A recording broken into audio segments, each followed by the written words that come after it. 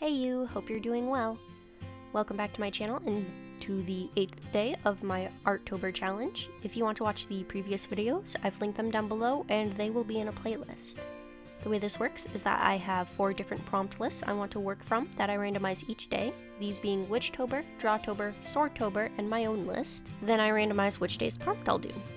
Then I've put forth the extra challenge to create a work with a limited palette via this set of palettes. I flip a coin for set A or set B, then randomize another number to pick which palette I'm going to work with. Today I spun the wheel and it landed on Drawtober again, which thankfully we are in a different prompt set than the first one, which was carvings. This set is Wicked Apothecary. I then flipped a coin and got tails for set B, and the random number I got was 31. This set is a monochromatic pink to dark red, which I think will come out better if I do this digitally, thus what you're seeing now. I forgot to film the sketching of this piece, but when it came to the prompt, I didn't think I was skilled enough to make the piece more wicked or spooky in the sense that I thought of it, and I was having a lot of fun drawing the plants and stuff, and the jars, so it ended up as just a normal apothecary. But I think the reds will make it look spooky enough. I was also focusing a lot on lighting in this piece because it isn't often that I get to work with and study lighting, and I felt that a monotone palette is the best way to study the way that light works. I remember I had a friend that was going to art school, and they said that the entire first year there, they weren't allowed to work with color at all. They could only work in black and white and grayscale. I imagine this is in order to get the basics of lighting and tone? Is it tone? Value? I think it's value. They were learning the value of value. Can't you tell I didn't go to art school? Either way, they showed me some of their work from that year and it was stunning.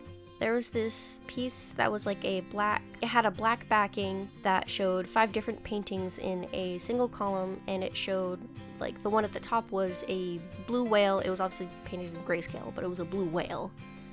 And the bottom painting was an anchor, kind of in the shape of, the blue whale's head.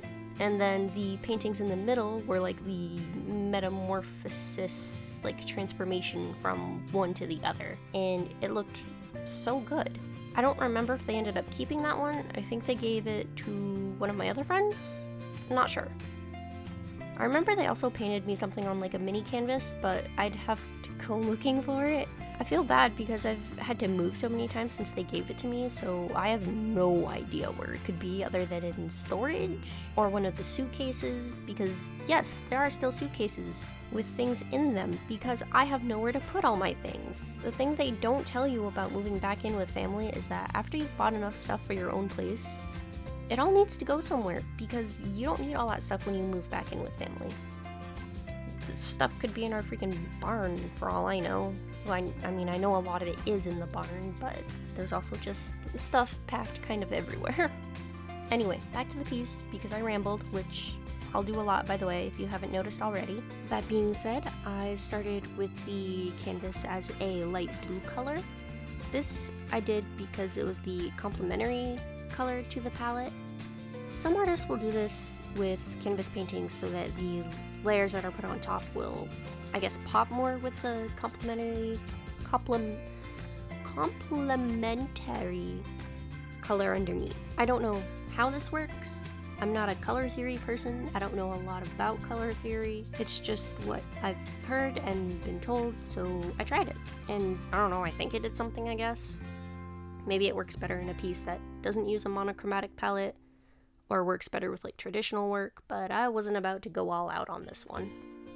I debated doing more concrete line art and definitive details and shading, but I knew that it would have taken over 6 hours to finish the piece if I did that, and I'll tell you why. I like digital art, I do, but I hit a wall about a year ago where I found a style that looked good, but it would take over 40 hours to get one piece done. It was a painterly, non-line art style, and I liked it a lot, and a lot of other people did too when I showed it to them.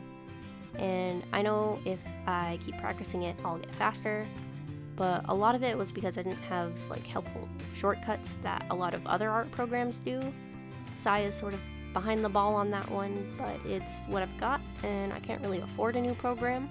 Even though like Clip Studio goes on sale often, it's always at a time when I don't have the funds to cover it, and the learning curve is a lot for me right now when I sort of feel ucky about my current digital art skill set. I did for a while last month go back to Sai's curve tool, which is basically a vector layer, and I did some vector artworks to practice and to set up a Redbubble shop with some simple designs. The link for that is in the description, by the way, if you want to check that out. But the vector style isn't really a style I like feel good about, if that makes sense. I've tried doing line art style that isn't vector too, like a lot of today's digital artists do, but for some reason I can't make it work with what I see in my mind.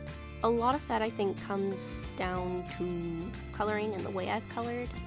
I know how to do like cell shading and full-on rendering, but both styles I just feel end up making my piece like amateurish, and I don't know how to describe it. Sometimes I think it's the color, like maybe it's too saturated or just ill-fitting. Even though I try really hard to work on lighting and like natural feeling and softer colors, there's just something that to me like it doesn't look right, and it's really discouraging, especially after I try so hard to learn more and practice more, which I've been doing a lot, and yet still don't seem to feel like I'm moving forward. It's that, and I don't remember what it's actually called. I'd probably have to look it up. But there's like this curve, like an artist curve, where you know what you're doing wrong and you can see what needs to be fixed, but you don't have like the skill set to make it happen and can't seem to grasp the skill set either. And this is like a lull period where like a lot of artists just don't create much because it's discouraging. I can't talk. Thus why I've gone back to traditional media for a little while. I feel more comfortable with it, especially sketching, and I've gotten the hang of inking. That's pretty fun. I also want to try a bunch of mediums that have different feels and skill sets associated with each of them, and the textile learning is nice. With digital though, it's sort of depriving me of that textile experience when it's just like a stylus and a tablet. By the way, the tablet I'm using is like a Wacom Intuos tablet. It's one of the small ones. It's white. I like it a lot, and especially more than the first Wacom tablet that I had, which was given to me by my friend and had no pressure sensitivity. But I mean, it's still not great. I'd love a screen one, or even like an iPad so I could use Procreate, but I'm not a fan of Apple, so that's probably not gonna happen. Regardless, this tablet gets the job done, and I know it's not the tablet's fault that my works aren't coming out, the way I want them to. It's a me issue, it's user error. That being said, I had a lot of fun doing this. I like laying down base colors and base shading, and I like working with harsh lighting, which is why I included a window and some plant pots hanging in front of it.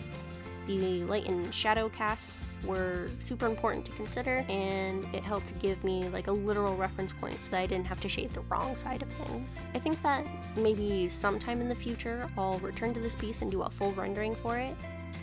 Maybe not with the same color scheme, but maybe, I don't know, we'll see.